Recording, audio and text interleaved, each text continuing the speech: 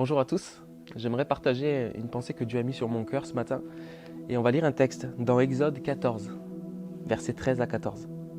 Moïse répondit au peuple, ne craignez rien, restez en place et regardez la délivrance que l'Éternel va nous accorder en ce jour. Car les Égyptiens que vous voyez aujourd'hui, vous ne les verrez plus jamais. L'Éternel combattra pour vous et vous gardez le silence. Et vous gardez le silence. Le titre de ma pensée, c'est celui-ci, Silence, Dieu agit. Silence, Dieu agit. Dans ce texte, nous voyons trois éléments. Nous voyons le peuple de Dieu, nous voyons les Égyptiens et nous voyons la stratégie de Dieu. Le peuple de Dieu, c'est toi, c'est moi, c'est nous les chrétiens, les enfants de Dieu. Et on voit ici qu'il y a les Égyptiens. Les Égyptiens, ce sont les combats. Ce sont peut-être les choses du passé qui nous rattrapent parfois. Ce sont peut-être les conséquences de nos mauvais choix. Des choses qui viennent nous mettre sous pression, des difficultés, des épreuves qui viennent nous mettre sous pression. Et on voit qu'il y a une stratégie de Dieu et que Dieu veut opérer une délivrance. Et mon premier point, c'est celui-ci. Dieu veut agir dans ta vie. Dieu veut opérer une délivrance dans ta vie. Et j'aime ce verset qui dit que les Égyptiens que tu vois aujourd'hui, tu ne les verras plus jamais. C'est un message d'espoir exceptionnel que seul Dieu peut prononcer, que seul Dieu peut avoir l'audace de dire que les combats que tu vois aujourd'hui, tu ne les verras plus jamais.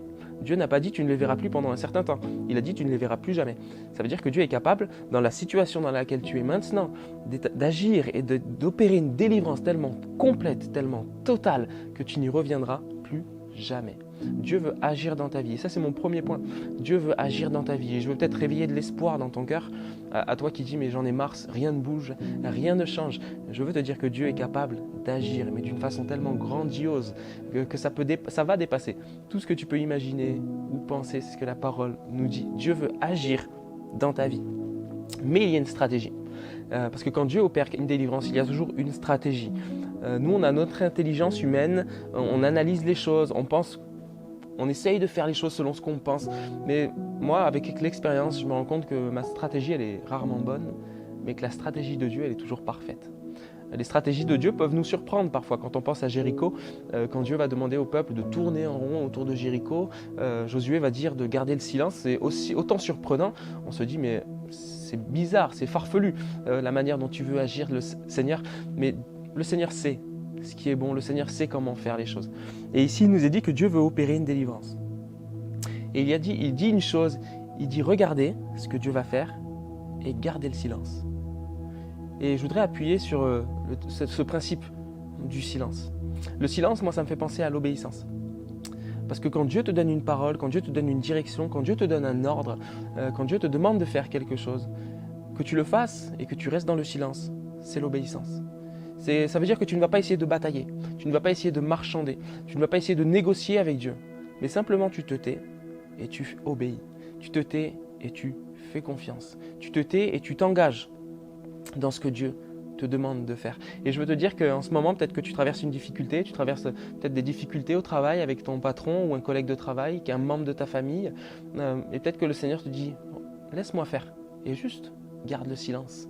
Et ça nous parle d'obéissance. Et je veux t'inviter à être obéissant dans ce que Dieu te dit, dans la direction que Dieu te donne. Simplement garde le silence et fais ce que Dieu te dit. Le silence aussi nous parle de faire confiance.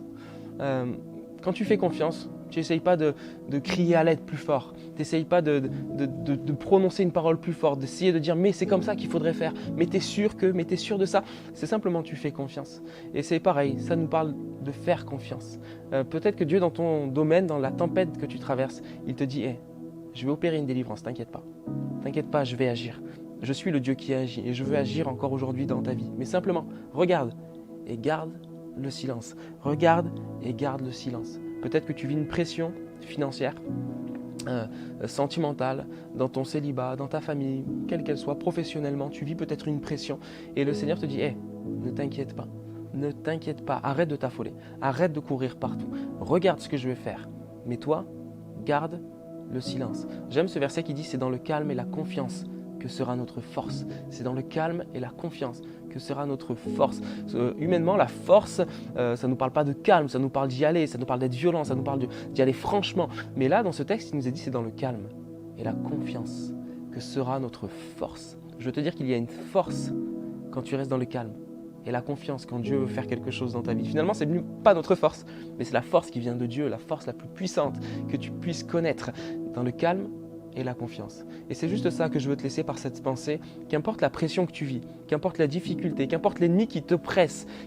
Dans ce texte-là, je ne l'ai pas dit, mais le contexte, c'est que le peuple de Dieu se retrouve face à la mer, ils sortent d'Égypte et les Égyptiens arrivent derrière. Donc il y a une pression, il y a la mer devant, les Égyptiens derrière. Et peut-être que tu es oppressé en ce moment, mais le Seigneur te dit, fais-moi confiance, je vais ouvrir la mer. Fais-moi confiance, je vais frayer un chemin. Fais-moi confiance. Dans ta difficulté, dans ta pression, je vais tracer un chemin que moi seul puisse tracer.